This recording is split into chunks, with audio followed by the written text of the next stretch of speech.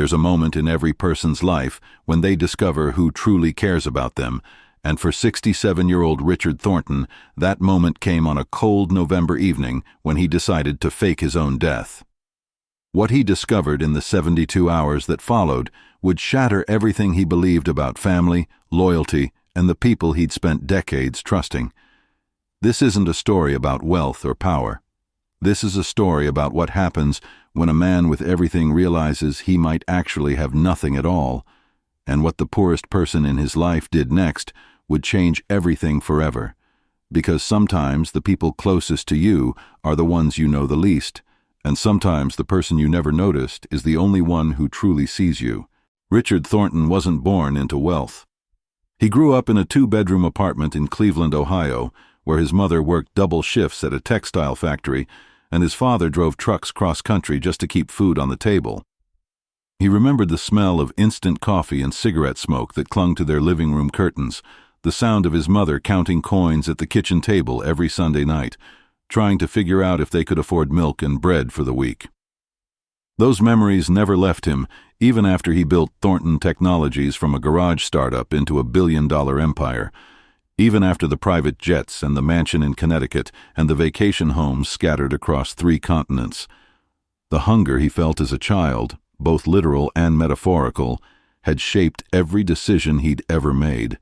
It taught him to work harder than everyone else, to trust his instincts, and most importantly, to never depend on anyone. And for 40 years, that philosophy had served him well, until it didn't.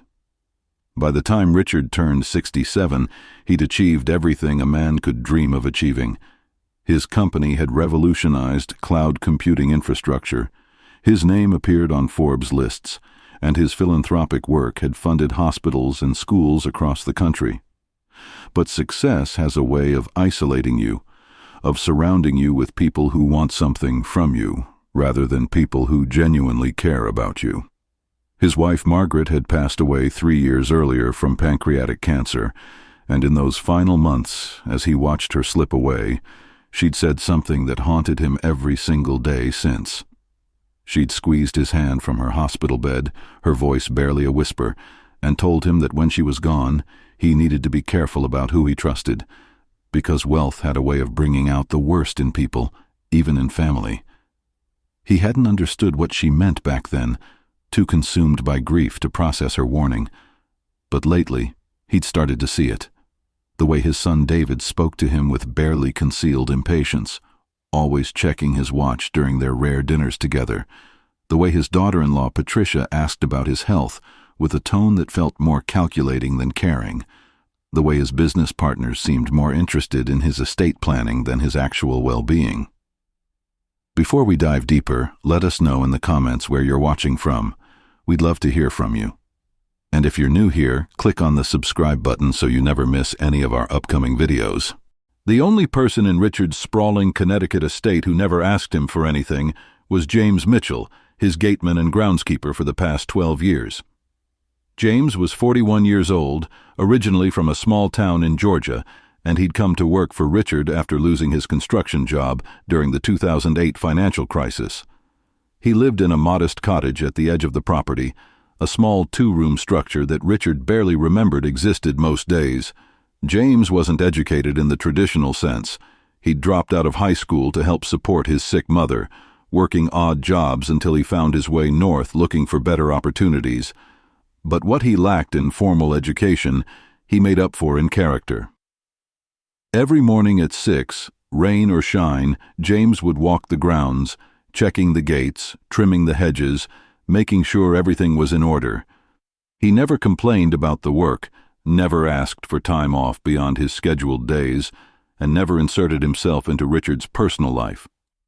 When Richard's wife was dying, James had quietly placed fresh flowers at the front entrance every single day, never mentioning it, never seeking recognition. It was Richard's housekeeper who finally told him months later that James had been buying those flowers with his own money, driving to the market on his days off because he knew how much Margaret loved white lilies. Richard had increased James's salary after that, but James had never acknowledged it, never thanked him directly. He just kept doing his job with the same quiet dignity he'd always shown. And that discretion, that humility, had made Richard notice him in a way he'd never noticed the dozens of other employees who'd worked for him over the years. Because in a world where everyone wanted something from him, where every conversation felt transactional, James's simple presence felt refreshingly uncomplicated.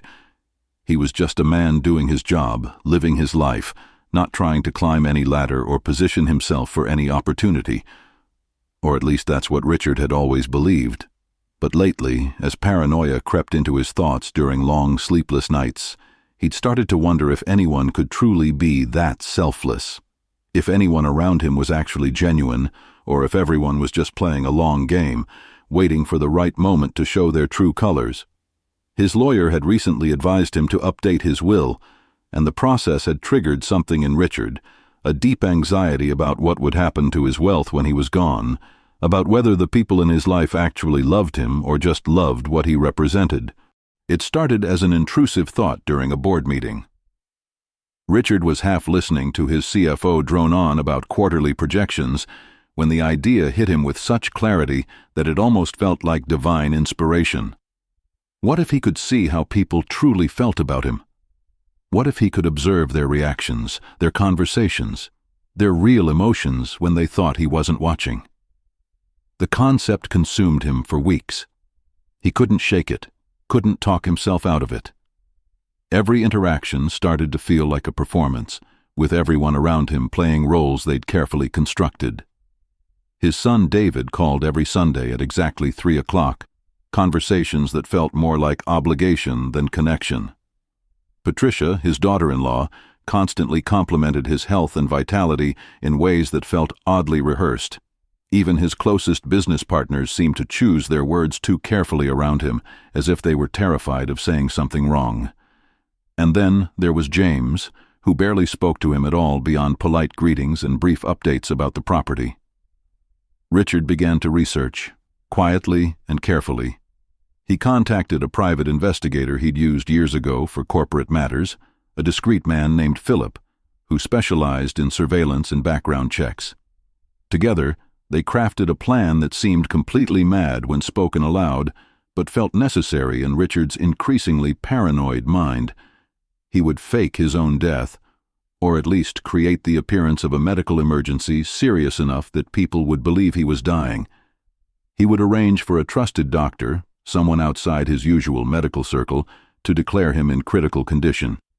Then he would retreat to a private facility where he could monitor everything happening at his estate through cameras and audio devices that would be discreetly installed throughout the property.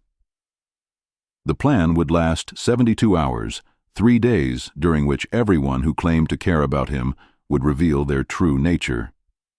Philip had tried to talk him out of it, warning him about the psychological damage of seeing people at their worst, about the impossibility of truly recovering from such a revelation. But Richard was determined. He needed to know. After Margaret's death, after 3 years of grief and growing suspicion, he needed absolute certainty about who deserved to be in his life and who was simply waiting for him to die. The execution required meticulous planning. Richard hired Dr. Alan Chen, a physician who worked primarily with private clients and understood the need for discretion. Together they choreographed what would appear to be a massive stroke, complete with realistic medical reports and emergency protocols. Richard arranged for his personal assistant to discover him collapsed in his study on a Wednesday afternoon, a day he'd specifically chosen because his son David had mentioned being free that week.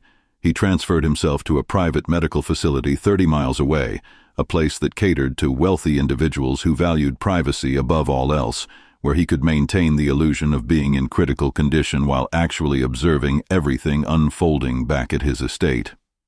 The cameras were installed by Philip's team over a weekend when Richard had sent most of the staff away, tiny devices hidden in light fixtures and artwork and heating vents, covering every major room in the house. James's cottage was also monitored, though Richard felt a strange guilt about that particular invasion of privacy. On Wednesday, November 8th, at exactly 2:45 in the afternoon, Richard lay down on the floor of his study and pressed the panic button he'd had installed for this exact purpose. Within minutes, his assistant Sandra was screaming for help, calling emergency services, her voice shrill with genuine panic that Richard heard echoing through the halls. The ambulance arrived with sirens wailing, paramedics rushing through the mansion with equipment and urgency that felt surreal, even though Richard had orchestrated every moment. He allowed himself to be loaded onto a stretcher, his eyes closed, his breathing shallow and controlled, playing the role of a dying man with an actor's precision. As they wheeled him past the front entrance, he caught a glimpse of James standing near the gate, his face frozen in shock, his hand covering his mouth. For a split second, Richard almost called the whole thing off. But then the ambulance doors closed, and he was committed to seeing this through to whatever end awaited him. From his private room at the medical facility, Richard watched multiple screens displaying different areas of his estate. Dr. Chen had ensured he was comfortable, with food and water and medical monitoring that was actually unnecessary, but helped maintain the appearance that he was genuinely incapacitated. Philip sat with him, taking notes, occasionally commenting on what they were observing. The first person to arrive at the hospital was David, his son, who showed up roughly 2 hours after the ambulance had left. Richard watched through the estate cameras as David first went to the hospital, spent approximately 20 minutes there speaking with doctors who were in on the plan, and confirmed his father was in critical condition and might not survive the next 48 hours. Then David returned to the estate, and that's when things became interesting in the worst possible way. David walked through the mansion with Patricia, his wife, and their conversation was captured with perfect clarity by the hidden microphones. Patricia asked what the doctors had said, and David's response made Richard's blood run cold. His son said that the doctors believed Richard wouldn't make it through the week, that they should probably start thinking about arrangements and about accessing the accounts they'd need to keep everything running smoothly. There was no grief in his voice, no sadness, just a clinical practicality that felt like a knife in Richard's chest. Patricia suggested they look through Richard's study for recent documents, anything that might give them information about where things stood financially.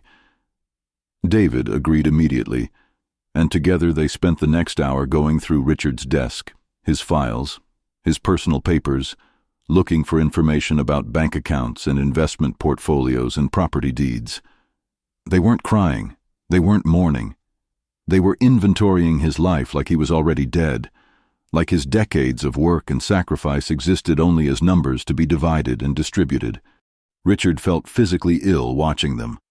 This was his son, the boy he'd taught to ride a bike, the young man he'd put through Harvard, the person he'd imagined would carry on his legacy with integrity and purpose.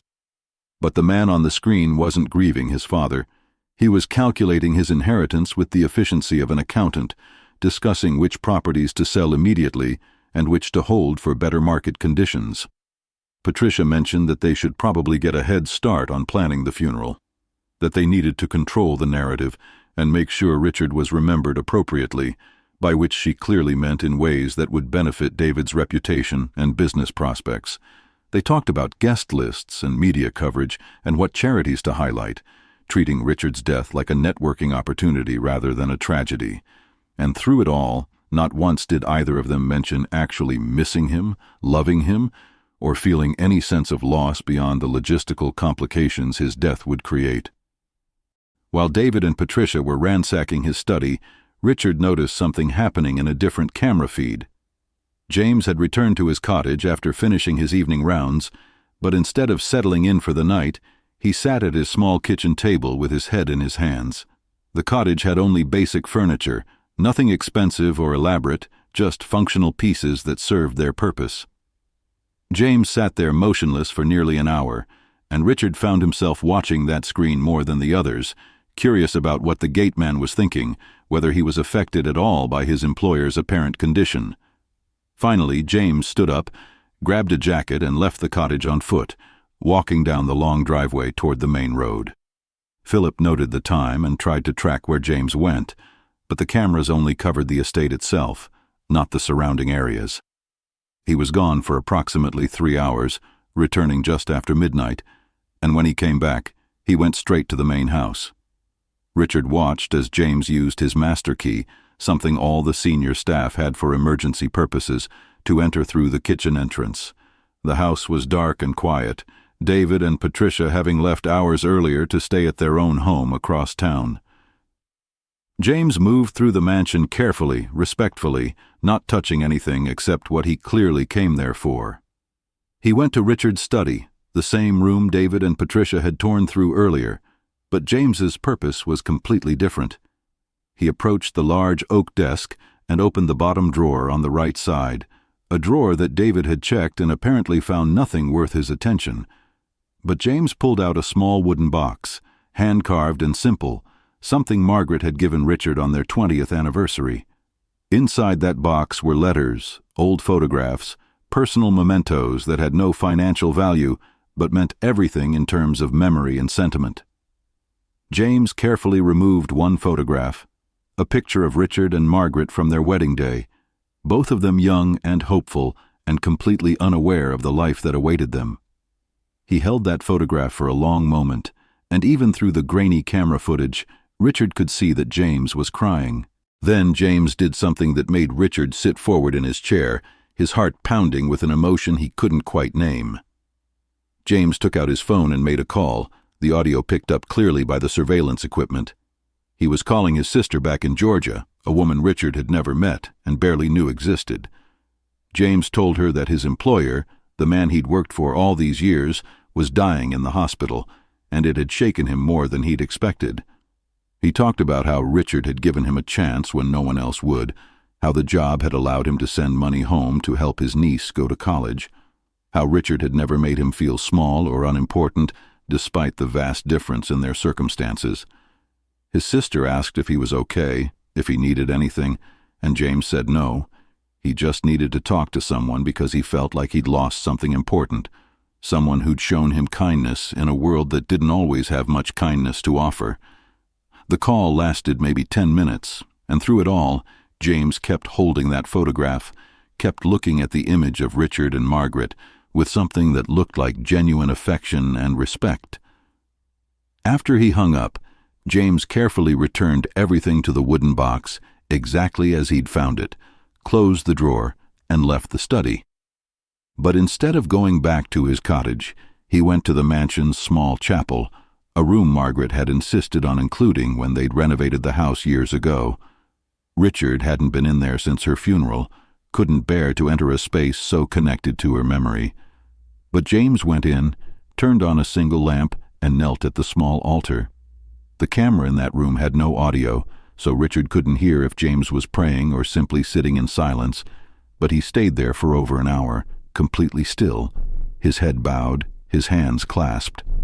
When he finally left, returning to his cottage in the early morning darkness, Richard realized he was crying too, tears streaming down his face as he watched this man, this person he'd barely spoken to beyond professional pleasantries, mourn him with more genuine emotion than his own son had shown.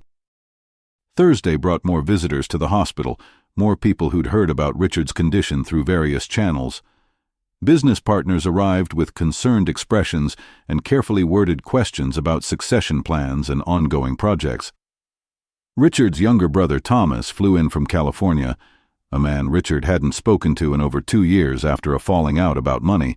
Of course, it was always about money. Thomas cried appropriately at the hospital, made all the right sounds about brotherly love and regret about their estrangement.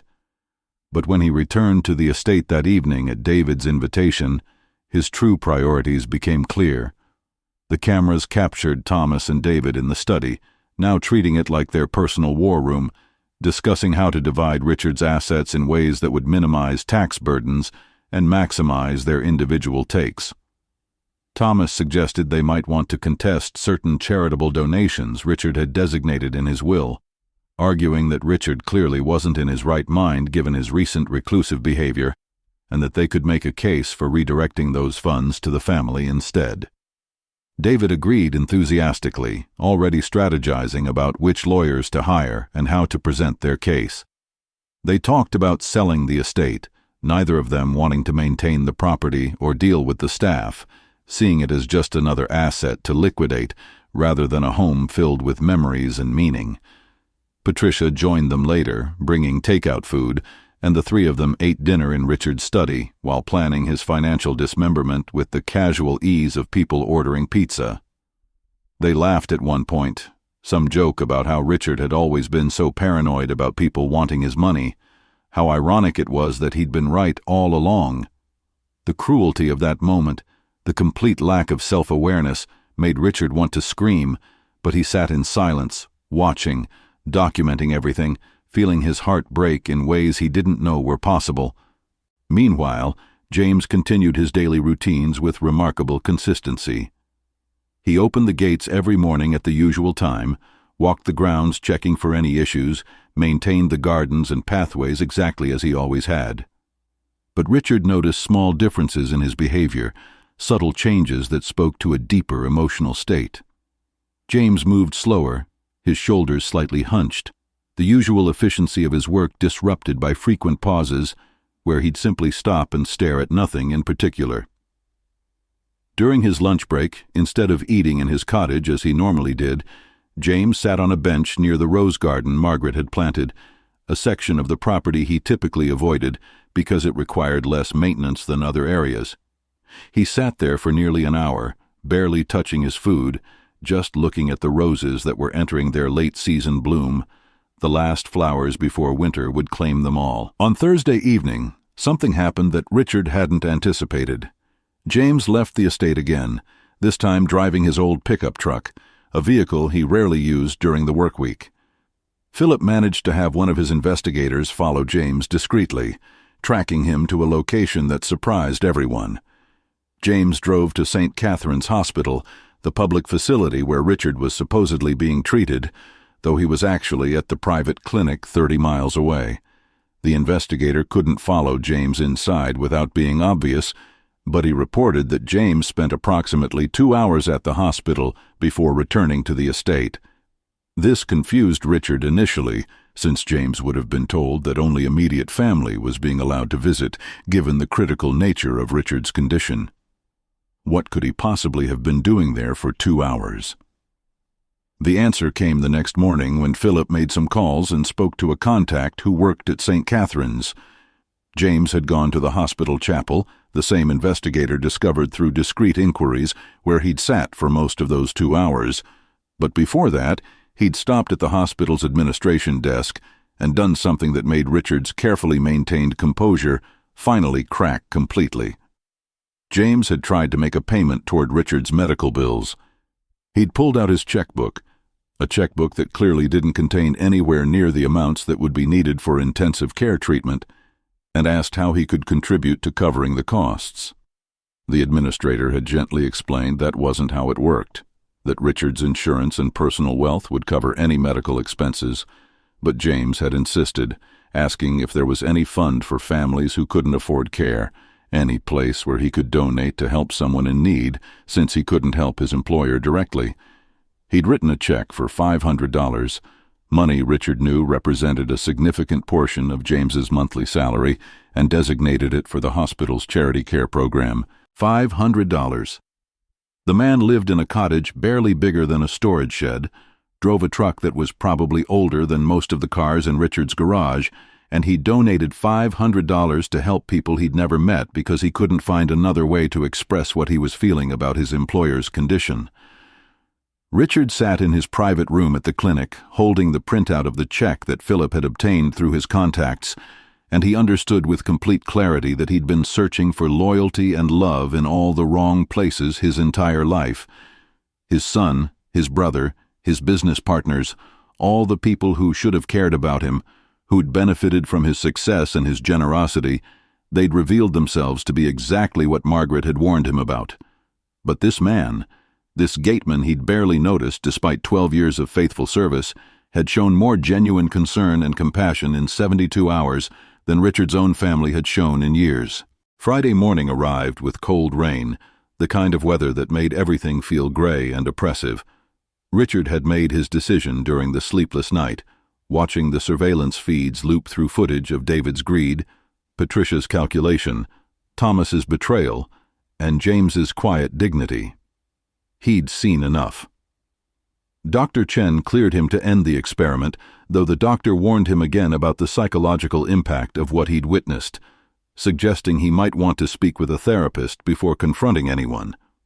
But Richard was done with caution and patience. He'd spent 3 days watching the people in his life reveal their true natures, and now it was time for them to face the consequences of those revelations.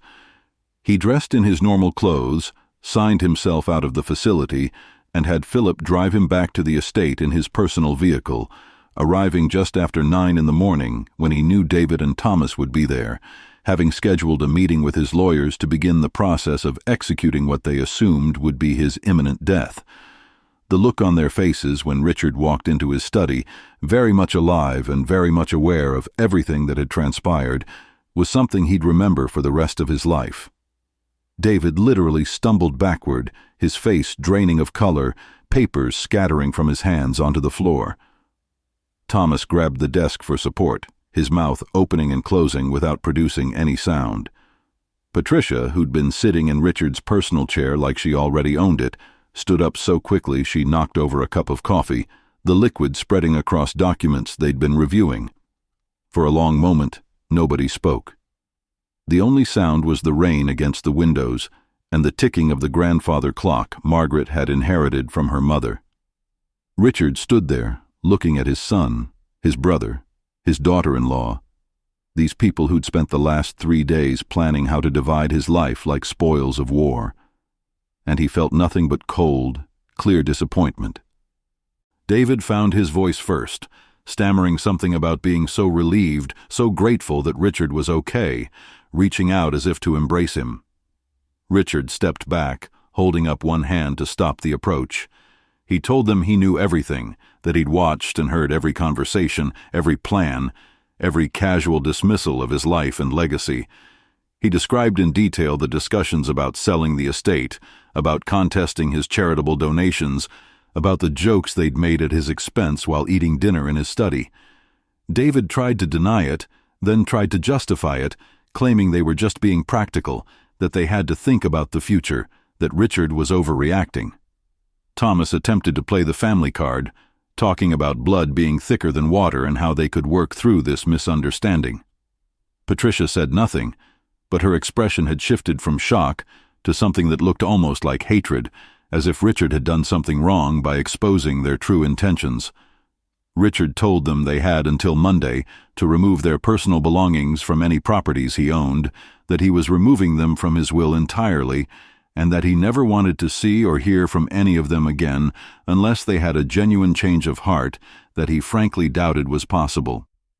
David erupted then, yelling about ingratitude and family obligation, about how he'd put up with Richard's controlling nature and demanding standards his whole life, how he'd earned the right to that inheritance through years of playing the dutiful son, and there it was, finally, the truth beneath all the performances. David had never loved him. He'd tolerated him, endured him, waited patiently for the day when obligation would be replaced by ownership. Richard felt something break inside him then, not his heart exactly, because that had already been broken by Margaret's death, but some final illusion about family meaning something deeper than biological accident. He told them to leave. When they didn't move, he called security, 2 men who'd worked for him for years and had been briefed by Philip about what had transpired. David, Thomas, and Patricia were escorted from the property, their protests echoing across the grounds until the gates closed behind them. Richard stood at his study window, watching them drive away, and he felt exhausted in a way that had nothing to do with physical tiredness.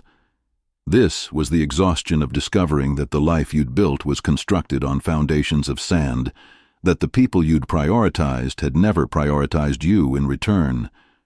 He'd wanted the truth, had orchestrated an elaborate plan to expose it, and now that he had it, the victory felt hollow and painful. James had been working near the back of the property when the confrontation happened, unaware that Richard had returned, or that anything unusual was occurring at the main house. He continued his routine, trimming branches that had fallen during the rain, checking the drainage systems to make sure water wasn't pooling anywhere problematic. Richard watched him from the study window, this man who'd mourned him, prayed for him, donated money he couldn't afford in a gesture of respect and compassion. and Richard realized he owed James something he'd failed to give him in 12 years of employment. He owed him recognition, acknowledgement, genuine gratitude for being exactly who he'd always appeared to be, rather than another person wearing a mask of loyalty while waiting for opportunity. He found James near the rose garden, still working despite the rain that had lightened to a drizzle, but remained persistent. James looked up as Richard approached, and the shock on his face was immediate and profound. He dropped the pruning shears he'd been holding, his hands moving to his chest as if checking his own heartbeat, his eyes wide with disbelief. He asked if Richard was okay, if he should call someone, if this was real or some kind of hallucination brought on by grief and stress. Richard assured him it was real, that he was fine, that he owed James an explanation and an apology. They sat together on the bench where James had spent his lunch break the day before, both of them getting wet from the rain, but neither caring enough to move somewhere dry. And Richard told him everything: the plan, the surveillance, the 3 days of observation that had revealed uncomfortable truths about everyone in his life. He didn't spare himself in the telling, acknowledging how paranoid and manipulative the plan had been, how wrong it felt to spy on people, even if the results had justified the invasion of privacy. James listened without interrupting, his face cycling through emotions that Richard couldn't fully read. When Richard finished, James was quiet for a long moment, looking at the roses, at the gray sky, at anything except Richard directly. Finally, he said something that Richard hadn't expected. He said he understood why Richard had felt the need to test people, that wealth created complicated relationships, where motives were never quite clear, where every interaction carried the weight of potential transaction. But then James said something else, something that cut through Richard's justifications and forced him to confront an uncomfortable truth about his own behavior. James said that maybe if Richard had actually talked to the people in his life, if he'd been vulnerable and honest about his feelings instead of hiding behind wealth and control, maybe some of those relationships could have been different. Not all of them, probably not David or Thomas or Patricia, because some people's characters were set too deeply to change. But others, maybe, people who'd been kept at a distance by Richard's own barriers rather than their own greed. It was a gentle criticism, delivered with the same quiet dignity James showed in everything he did, but it landed with force. Richard had spent decades building walls, using his wealth as both a shield and a test, never considering that his own behavior might be creating the very isolation he feared. He'd blamed others for their materialism, without acknowledging his own role in making every interaction about power and money and control. Even this experiment, this elaborate test, had been another form of manipulation rather than genuine communication. He'd wanted to expose everyone else's flaws without examining his own. James wasn't excusing what David and the others had done, wasn't saying their behavior was acceptable or understandable. But he was suggesting that Richard had some responsibility for the relationships in his life, for the walls he'd built and the distance he'd maintained. Richard asked James why he'd been so loyal all these years, why he'd never asked for anything, why he'd donated money he couldn't afford and spent hours praying for an employer who barely knew his last name. James smiled then, a sad sort of smile that carried weight. He told Richard a story he'd never shared before, about why he'd come to work at the estate in the first place. 12 years ago, when James had first applied for the position, he'd been in a desperate situation. His mother had just been diagnosed with Alzheimer's, his sister was struggling to keep their family home in Georgia from foreclosure, and James had been living in his truck, bouncing between temporary jobs that barely covered his expenses. He'd applied to the Gateman position not expecting to get it, knowing he was underqualified and that dozens of other candidates probably had better credentials and references. But during the interview, Richard had asked him one question that changed everything. Richard had asked what he'd do if he found a wallet full of cash on the property, a question designed to test honesty and character. James had answered truthfully, saying he'd turn it in immediately, that his mother had raised him to believe your character was the only thing that truly belonged to you, and that he'd rather be poor and honest than wealthy and corrupt. Richard had hired him on the spot. had given him a salary higher than the advertised rate, and had offered him the cottage to live in rent-free. And then, a few months into the job, something had happened that James had never mentioned before, something Richard had completely forgotten about. Richard's personal accountant had made an error, accidentally transferring an extra $10,000 into James's account, a clerical mistake that wouldn't have been noticed for months, given the number of transactions Richard's various accounts processed daily. James had caught the error immediately and reported it within 24 hours, insisting the money be returned even though his sister's foreclosure hearing was scheduled for that same week, and that money would have solved his family's most pressing crisis. Richard had eventually learned about the foreclosure situation from his assistant and had quietly paid off the remaining balance on the family home as a bonus, though he'd done it through anonymous channels so James wouldn't feel indebted or uncomfortable. But that moment, James said, that moment when Richard had trusted him enough to correct an error rather than assuming theft, when Richard had helped his family without making it a public display of charity that had created a loyalty that had nothing to do with money or obligation. James had worked for wealthy people before, people who'd treated him like furniture, like a tool to be used and discarded. But Richard, for all his distance and emotional walls, had shown him fundamental respect and basic human decency, and that was worth more than any salary or benefit package. Richard sat there on the wet bench, listening to this story, and he realized he didn't remember any of it. Not the interview question, not the accountant's error, not the decision to help James's family with the foreclosure. These were casual acts to him, barely worth remembering in the context of his busy life and numerous responsibilities.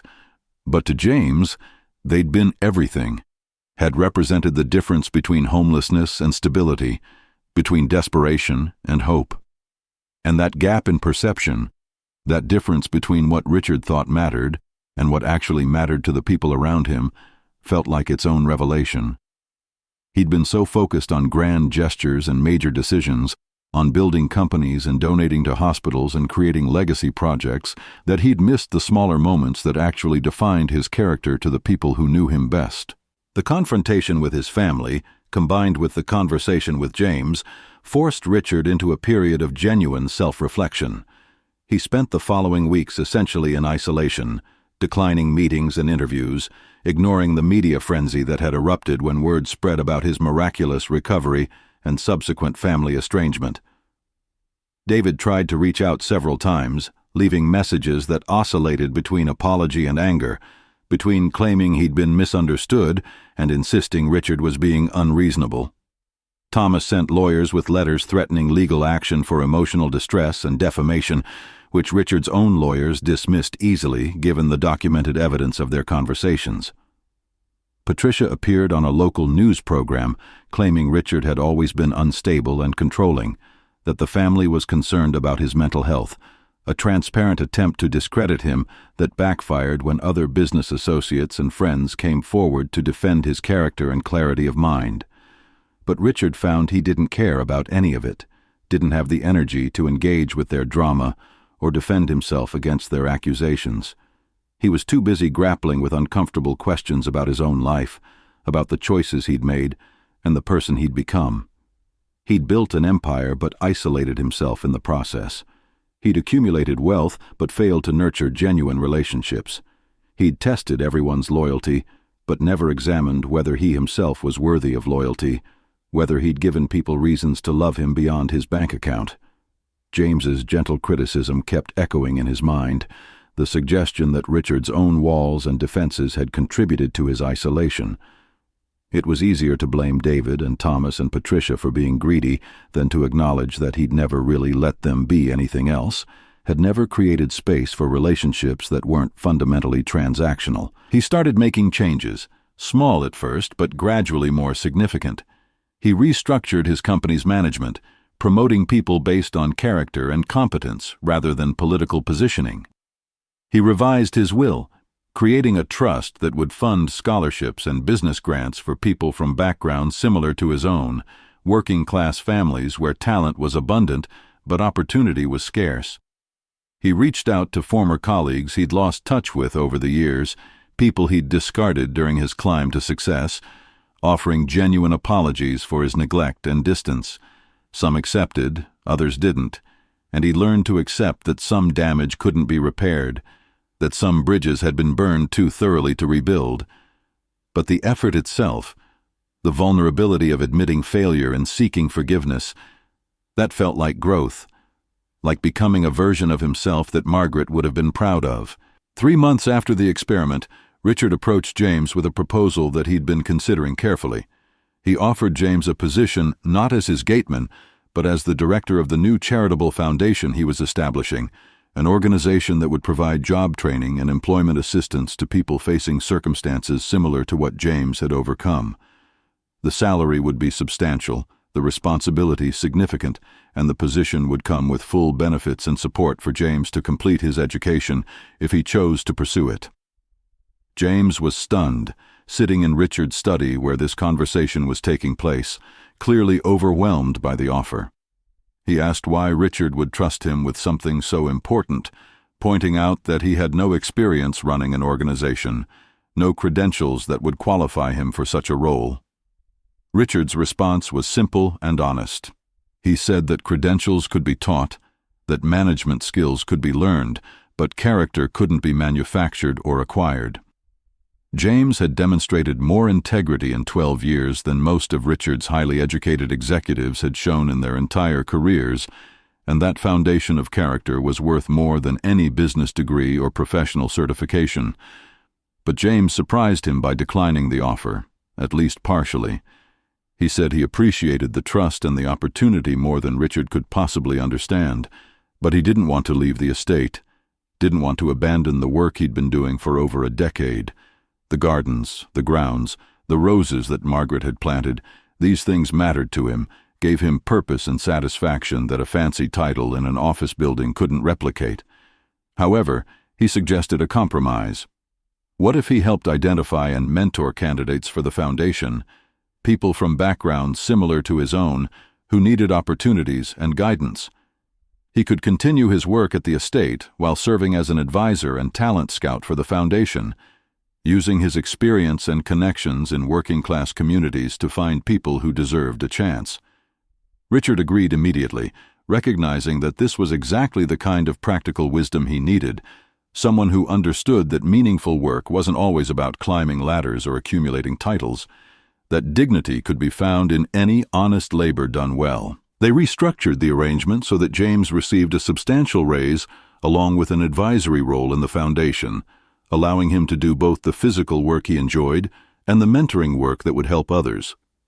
Richard also insisted on setting up an education fund for James's niece, the one he'd been helping support through community college, ensuring she could complete her degree without financial stress. James initially protested, saying it was too much, that he didn't want charity or handouts.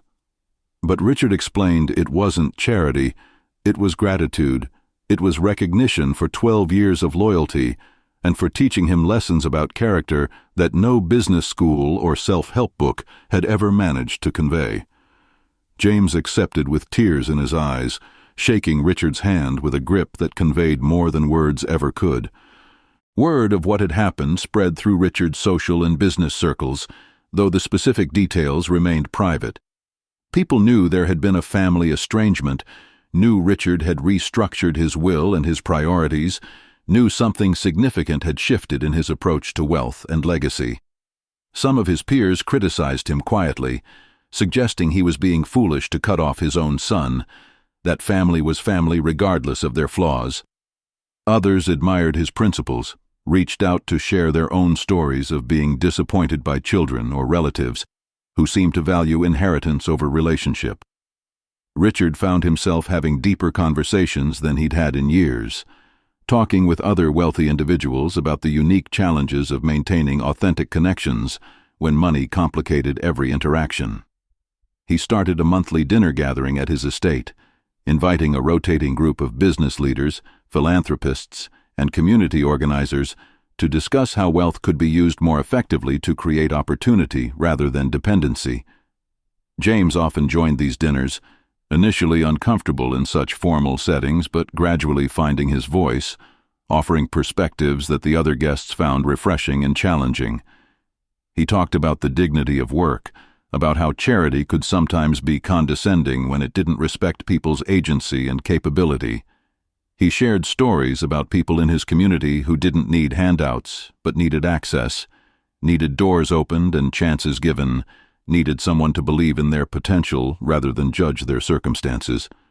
His contributions to these discussions became so valuable that Richard eventually asked him to co-author an article for a business publication about rethinking philanthropy and corporate responsibility, an article that generated significant attention and sparked conversations about class, opportunity, and the responsibility of wealth.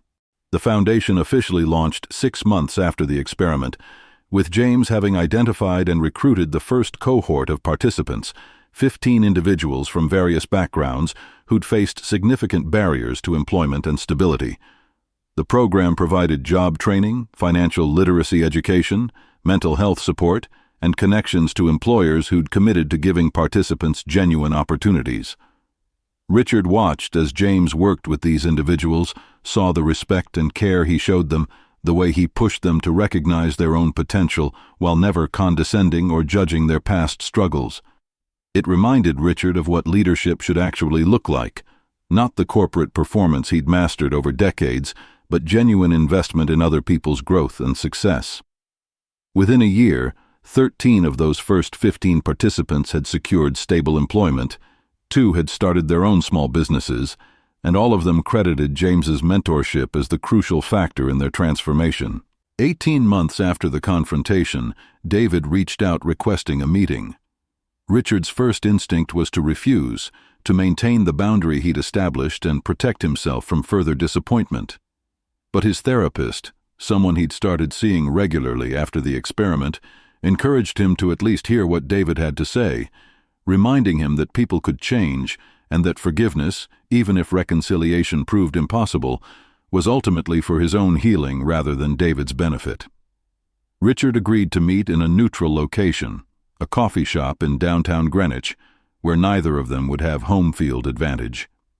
David arrived looking different than Richard remembered, thinner and tired, his expensive suit somehow looking less impressive than it used to, or perhaps Richard had simply changed his definition of what impressive actually meant.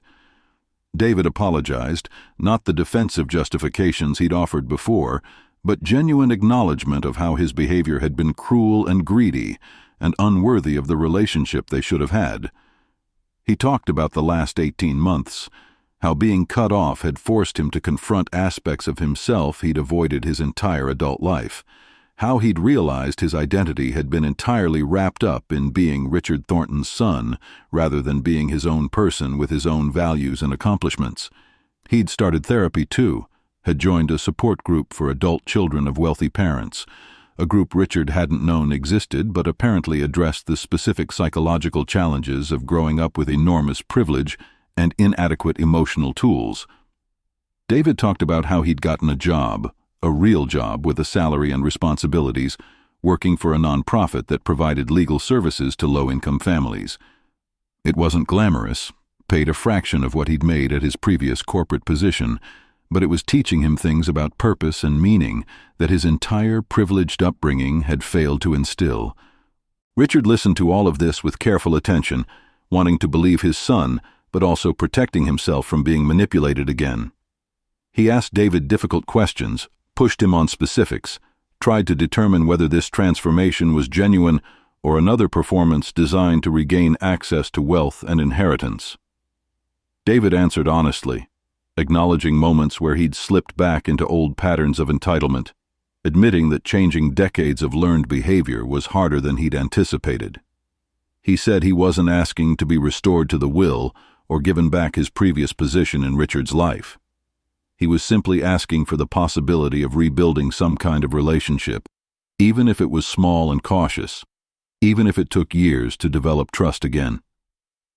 He said watching his father choose a Gateman over his own son had been devastating at first, had felt like the ultimate rejection, but eventually he'd understood that Richard hadn't chosen James over him as much as Richard had chosen character over biology, had prioritized genuine loyalty over obligatory connection. Richard didn't make any promises that day, didn't offer immediate forgiveness or reconciliation, But he agreed to continue talking, to meet monthly and see if David's transformation was sustainable or just a temporary performance. They began having regular lunches, conversations that were sometimes awkward and painful, but gradually became more authentic. David met James eventually, a meeting Richard had been nervous about, but that ended up being surprisingly positive. James treated David with the same respect he showed everyone, without judgment or superiority, acknowledging that people made mistakes and that growth required both recognition of failure and commitment to change. David later told Richard that meeting James had been humbling in the best possible way, that seeing someone with so little material wealth carry himself with such dignity had challenged every assumption David had internalized about what made a person valuable or respectable. Over the following year, David proved the consistency of his transformation through actions rather than words. He continued his work at the nonprofit, eventually becoming a senior advocate handling complex cases for families facing eviction and foreclosure. He reconciled with his own family, spending more intentional time with his children, and working on his marriage to Patricia, which had been strained by the events of the previous 2 years. Patricia herself made efforts to apologize to Richard, though her transformation was less complete than David's. Her motivation still mixed between genuine remorse and pragmatic recognition that maintaining the estrangement wasn't serving anyone's interests. Richard accepted her apology with cautious warmth, understanding that some people had limits to their capacity for change and that Patricia would probably always be more transactional than he preferred. But she was trying, and he'd learned through his own therapeutic work that perfection wasn't a reasonable standard to hold anyone to, including himself. Richard gradually reintegrated David into his life, not in the previous role of heir apparent, but as an adult son with whom he had a relationship based on mutual respect rather than obligation or expectation. They worked together occasionally on foundation projects, David's legal expertise proving valuable in structuring programs and navigating regulatory requirements. Richard appreciated having his knowledge and skills without the previous dynamic of control and dependency. He revised his will again, restoring David to a modest portion of the inheritance while maintaining the bulk of his estate for charitable purposes, explaining that he wanted David to have security without creating the kind of enabling wealth that had contributed to his previous behavior. David accepted this with genuine gratitude, saying he didn't need or want the full inheritance, that having a relationship with his father was worth more than any amount of money, words that would have felt false 2 years earlier, but now rang with authenticity earned through consistent action. Thomas never came back, never apologized, or showed any recognition of his behavior. Richard made peace with that reality, understanding that not every relationship could or should be salvaged, that some people were too committed to their own narratives of victimhood and entitlement to accept responsibility for their choices. He heard through mutual acquaintances that Thomas had burned through his own wealth through poor investments and excessive spending, that he'd tried to sue Richard for his share of a family inheritance that didn't actually exist, that he'd become bitter and isolated in ways that Richard found more sad than satisfying. There was no triumph in watching someone self-destruct, no victory in being proven right about someone's character. Richard wished Thomas well from a distance and focused his energy on relationships that could actually be healthy and meaningful. 3 years after the experiment, Richard stood in the rose garden on a Sunday morning in early spring, watching new blooms emerge from plants that had survived another winter. James was working nearby, preparing soil for additional plantings, expansions to the garden that would honor Margaret's original vision while adapting it for new growth. They'd developed a comfortable friendship over these years, one that transcended the employer-employee dynamic without completely erasing the respectful boundaries that James insisted on maintaining. Richard had learned to appreciate those boundaries, to understand that James's dignity required him to maintain his professional identity even as their personal connection deepened. They talked about everything now, James sharing stories about his family and his work with the foundation, Richard opening up about his fears and regrets in ways he'd never done with anyone except Margaret. James had asked Richard once why he'd never remarried. why he'd chosen to remain alone in his enormous house rather than seeking companionship. Richard had thought carefully about his answer, wanting to be honest without being maudlin. He'd said that Margaret had set a standard for what partnership could be, for what it meant to be truly known and loved by another person, and he hadn't found anyone who came close to replicating that connection. But more than that, he'd realized through his therapeutic work and his own reflection that he wasn't the same man Margaret had married, that grief and age and the events of recent years had changed him in ways that made him incompatible with the kind of relationship he'd had before. He was more guarded now, more aware of human capacity for both loyalty and betrayal, more comfortable with solitude than he'd ever been. It wasn't sad exactly, just different. A recognition that some chapters of life closed and couldn't be reopened no matter how much you might wish otherwise. James had nodded understanding, then surprised Richard by sharing that he'd been married once, briefly, in his 20s, a relationship that had ended badly when his wife had left him for someone with better prospects and more stability. It was the first time James had mentioned this part of his history, and Richard felt honored by the trust it represented, the willingness to be vulnerable about past pain. They'd sat together in the garden that day, two men in different stages of life, but connected by shared experiences of loss and disappointment and the slow, difficult work of building meaning from the wreckage of broken expectations. Richard realized that this was what friendship actually looked like, not the performative relationships he'd maintained for decades with business associates and social acquaintances, but genuine connection based on mutual respect and authentic sharing. By the 4th year after the experiment, the foundation had expanded significantly, serving over 200 participants across 3 states. Richard had recruited a professional executive team to manage daily operations, but James remained central to the organization's culture and approach, his influence shaping everything from how candidates were evaluated to how success was measured.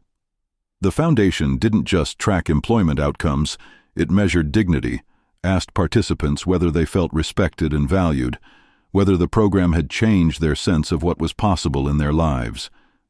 These qualitative measures were James's idea, his insistence that numbers alone couldn't capture whether they were actually fulfilling their mission of creating opportunity and restoring hope. The foundation's work attracted media attention, profiles in business publications, and features on news programs about innovative approaches to addressing poverty and unemployment.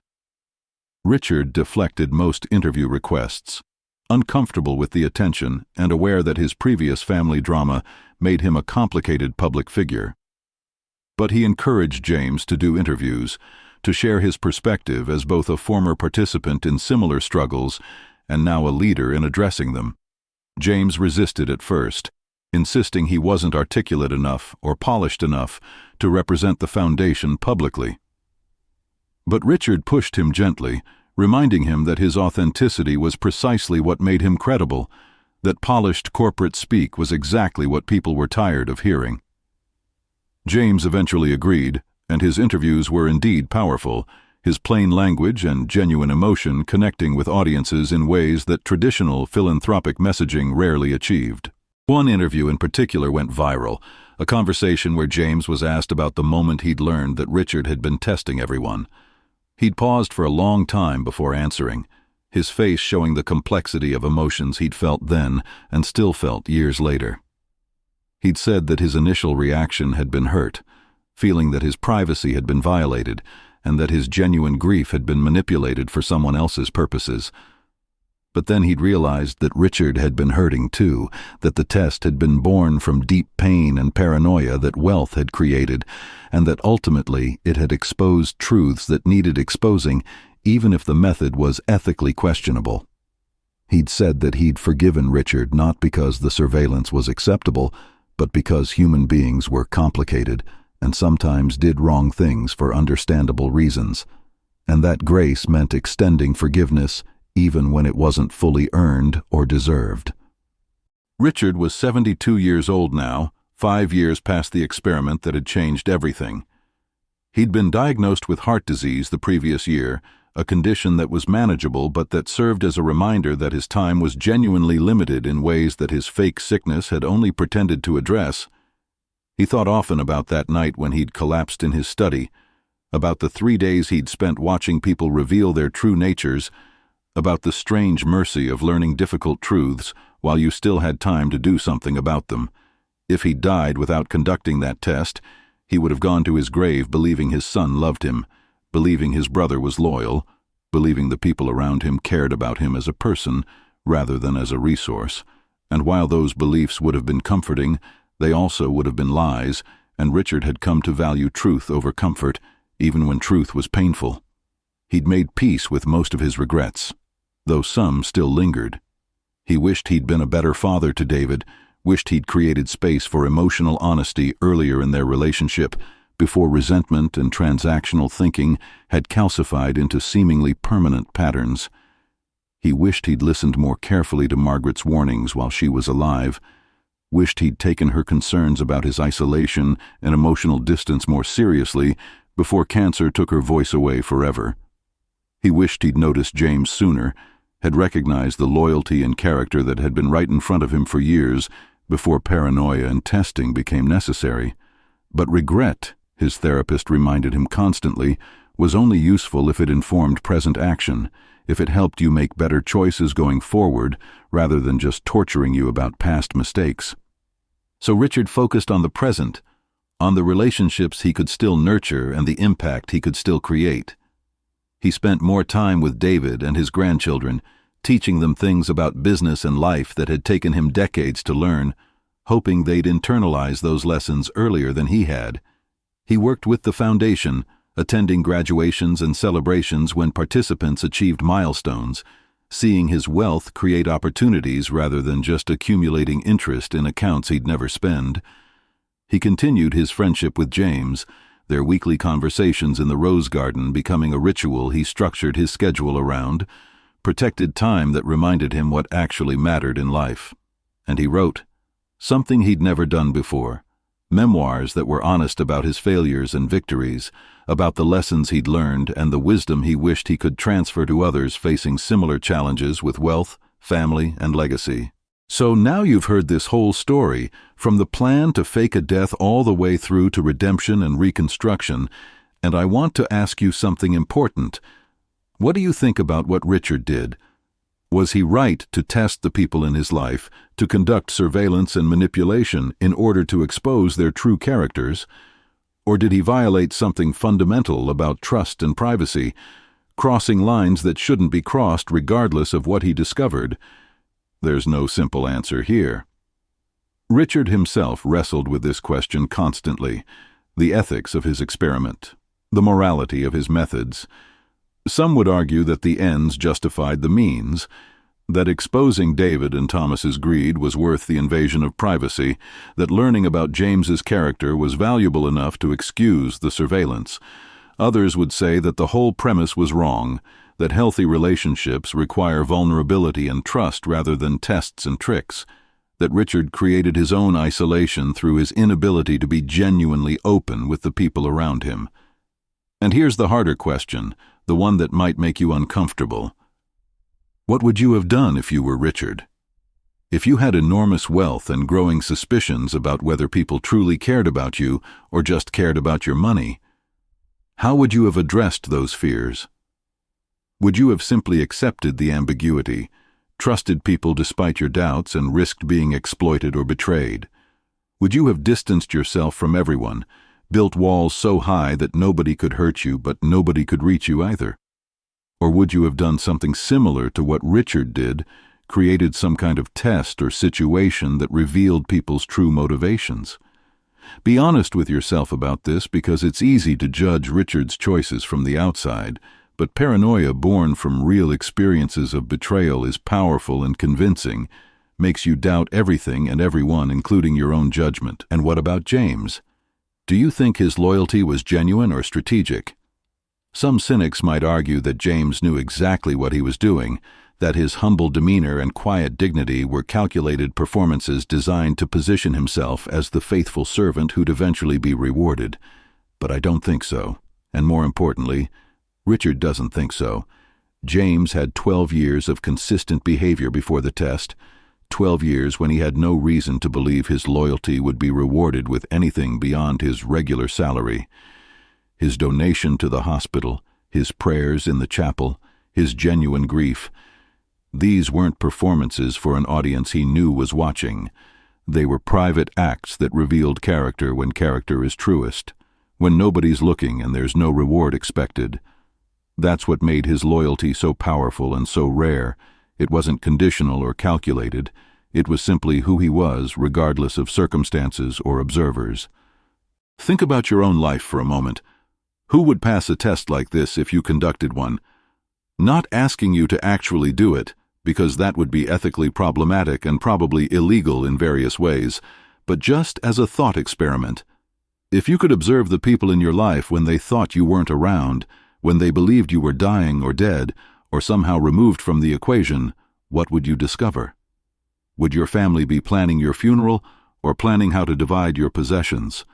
Would your friends be mourning your loss or calculating what your absence would mean for their own situations? Would the people you've helped over the years remember your kindness or just move on with their lives as if you'd never existed? These are uncomfortable questions, the kind that make us anxious because we don't actually want to know the answers, prefer the comfortable ambiguity of assumed loyalty over the potential pain of confirmed betrayal. But maybe that's the real lesson here, not whether Richard was right or wrong to conduct his test, but what the test revealed about human nature and relationships in a world where money complicates everything. We like to believe that love transcends material concerns, that family bonds are deeper than financial interests, that friendship is pure and uncomplicated by questions of advantage or opportunity, but the truth is messier than that, more complicated, more influenced by practical considerations than we want to admit. People can genuinely care about you while also caring about your money. Family members can love you while also feeling entitled to your wealth. Friends can value your companionship while also appreciating the access and opportunities your resources provide. It's not always one or the other, pure love or pure greed, but often some messy combination of both. What made David's betrayal so painful wasn't that he cared about money, because of course he cared about money. Everyone cares about money to some extent. It's how we survive and build security in a capitalist system. What made it painful was that he seemed to care only about the money, that when given the opportunity to show genuine grief or concern or love, he defaulted immediately to calculation and planning, treated his father's impending death as a logistical challenge rather than an emotional loss. And what made James's loyalty so powerful wasn't that he didn't care about money, because of course he cared about money. He was living paycheck to paycheck, struggling to help his family, acutely aware of how financial stress constrained his options and opportunities. What made it powerful was that when faced with the choice between his own material interests and simple human decency, he chose decency every single time, even when nobody was watching and there was no reward expected. Richard is writing this all down now, documenting his experience not to judge others, but to offer perspective to people facing similar questions about wealth, family, and legacy. He wants other wealthy individuals to understand that money creates unique challenges in relationships, that paranoia about people's motivations isn't necessarily unreasonable or unhealthy, but rather a natural response to real patterns of behavior. But he also wants them to understand that walls and tests and emotional distance aren't the answer, that genuine connection requires vulnerability, even when vulnerability feels dangerous, that you have to risk being hurt if you want to experience real love and loyalty. His relationship with David now, rebuilt slowly over years of consistent effort, is deeper and more authentic than it ever was before the test, precisely because it's based on honest acknowledgement of past failures rather than comfortable pretense that everything was always fine. And he wants people without wealth to understand something too, that the challenges wealthy people face in relationships are real, even if they're not sympathetic, that having money doesn't magically solve problems or protect you from pain and loneliness. There's a tendency to dismiss rich people's emotional struggles as trivial compared to the material struggles of poverty, and there's truth to that in terms of hierarchy of needs and immediate survival concerns. But human beings need genuine connection regardless of their economic status, and the absence of authentic relationships hurts whether you're sleeping in a mansion or a homeless shelter. James understood this intuitively, treated Richard with the same basic human dignity he'd offer anyone, never diminished Richard's pain just because he had resources that could address material problems.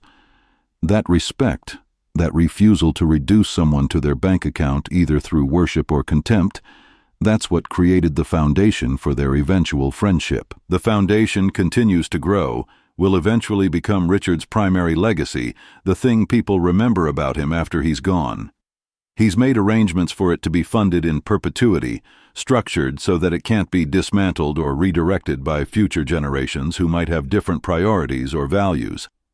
James will continue to guide it, along with the professional team they've built, carrying forward the philosophy that opportunity and dignity matter more than charity, that people need chances rather than handouts, that character and potential exist in every economic class waiting to be recognized and developed. Richard knows he won't live to see the full impact of this work, won't know how many lives are changed or families are lifted or communities are strengthened by the resources he's dedicating to this purpose. But that's okay. Maybe that's even the point, creating something that transcends your own existence, planting seeds you'll never see bloom but trusting that they'll grow anyway. So what's the answer? Was Richard right or wrong? Did his test reveal important truths or create unnecessary pain? Should you trust people despite the risk of betrayal or protect yourself through distance and caution? I don't think there's one correct answer. I think every person has to navigate these questions based on their own experiences, their own values, their own tolerance for risk and disappointment. What I do know is that the quality of your life is largely determined by the quality of your relationships, that money and success and achievement matter far less than having even one or two people who genuinely know you and care about you, not for what you can provide, but for who you actually are. Richard learned this lesson the hard way, through an elaborate test that exposed painful truths, but also revealed an unexpected friendship that became the most valuable thing in his life. If you could take one thing from this story, let it be this. Pay attention to the people who show up consistently, who treat you with respect when there's nothing in it for them, who maintain their integrity even when nobody's watching. Those are the people worth keeping in your life, worth investing in, worth trusting even when trust feels scary. And if you're lucky enough to be that person for someone else, to be someone's James in a world full of Davids, recognize how valuable that is, how rare and precious true loyalty has become in a culture that often rewards opportunism and calculation. You don't need to be perfect or selfless or saintly. You just need to be consistently decent, genuinely kind, authentically yourself rather than whatever you think people want you to be. Richard would tell you that if he could do it all over again, he'd skip the test entirely, would have just had honest conversations with people about his fears and doubts, and let their responses guide him naturally toward understanding their true characters. But he'd also tell you that he's grateful for what the test revealed, grateful to have learned the truth, even though the truth was painful, grateful to have found James, even though it took paranoia and surveillance to make him notice what had been there all along. Life is complicated like that, full of lessons learned through mistakes you wish you hadn't made, wisdom gained through pain you wish you could have avoided.